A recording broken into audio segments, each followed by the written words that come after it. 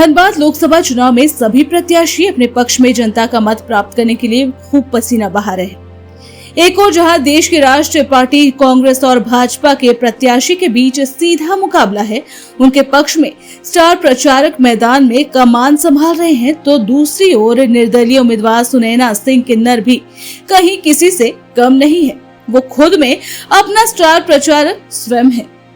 शुक्रवार को सुनैना किन्नर ने भी धुआंधार जनसंपर्क अभियान चलाते हुए सीधे धनबाद कोर्ट परिसर पहुंची, जहां पर सभी अधिवक्ताओं के साथ मिलकर उनसे अपने पक्ष में मतदान करने की अपील की। इस मौके पर सुनैना किन्नर ने अधिवक्ताओं से कहा कि आप लोग चित्रगुप्त के तरह है, लोगों को न्याय दिलाने का काम करते हैं। मैं आज भी घूम घूम कर कमाती खाती हूँ, लोगों के सुख दुख में शामिल होती हूँ। धनबाद की जनता को कैसे न्याय मिले, कैसे उनका विकास, धनबाद में शिक्षा, स्वास्थ्य और रोजगार दिलाना हमारी प्राथमिकता है। इसके लिए हमें मौका दीजिए। मैं जनता के बीच से आज कोई नया नहीं जा रही हूँ। हमारा काम ही है पेशा कमाना खाना। हम रोज गली गली जाती हूँ, लोगों को दुआएं देना, अपने गम को भूल करके दूसरे को खुशियों में और दुखों में, सुख दुख में साथ देना, यही हमारा लक्ष्य है। और आज हमारा कोयलांचल का ये स्थिति आ गया है कि ना यहाँ अच्छा एजुकेशन है, ना यहाँ अच्छा रोजगार है, जबकि 40% उर्वरक खनिज हमारे कोयलांचल से जा रही है बाहर को। और राज्य को देखिए, यहाँ का खनिज जा करके, यहाँ का मतलब सामग्री जाके और राज्यों में कारखाना खुल रहा है, बिजली उत्पादन हो रही है और सारी कार्य हो रही है। लेकिन यहाँ पे आज इतने साल से सिंदरी कारखाना बंद है। कभी 6 बार कांग्रेस के, 7 बार बीजेपी के कैंडिडेट बने, यहाँ लोकसभा चुन करके उन्हें भेजा गया। जब दिल्ली वो गए तो आज तक हमारे कोयलांचल के बारे में क्यों ऐसा कुछ नहीं किया।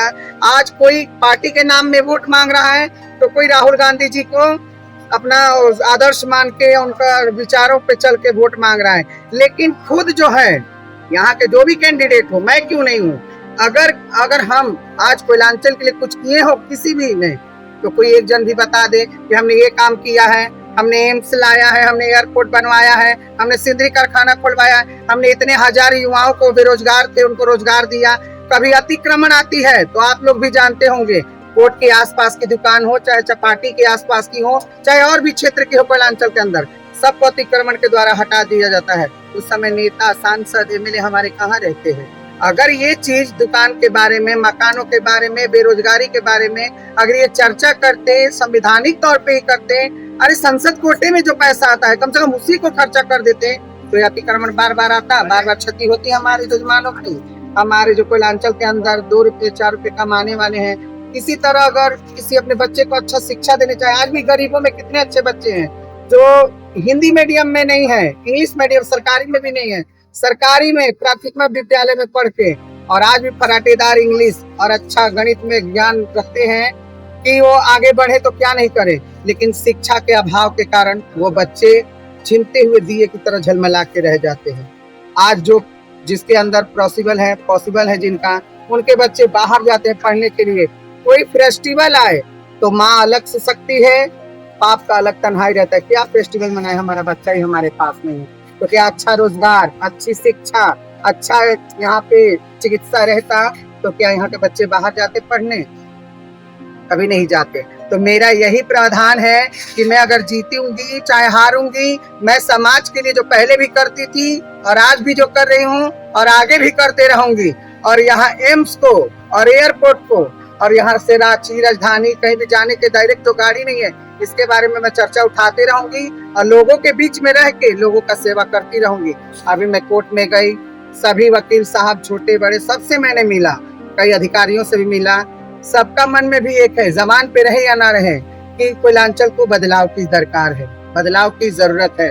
तो मैं यही चाहती हूँ, आप मन में सोचो नहीं, जागो, कुछ करके दिखाओ। एक बटन ही तो दबाना है, एक बटन पे मत जाओ। आज 2000-5000 कोई दारू पिला दे, मुर्गा खिला दे, इस पे मत जाओ। ये जाओ कि 5 साल मेरे बच्चे क्या खाएंगे, मैं इनको क्या खिलाऊंगा, इस चीज पे जाओ।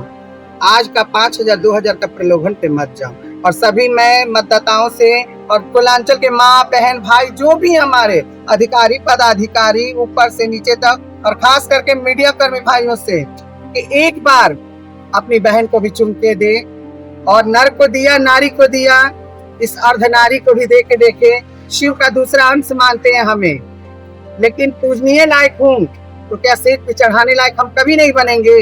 एक मौका हमें भी देके देखें। जय हिंद, जय भारत। एक तरफ भाजपा कांग्रेस है, एक तरफ आप निर्दलीय है, किस तरह से देखते हैं?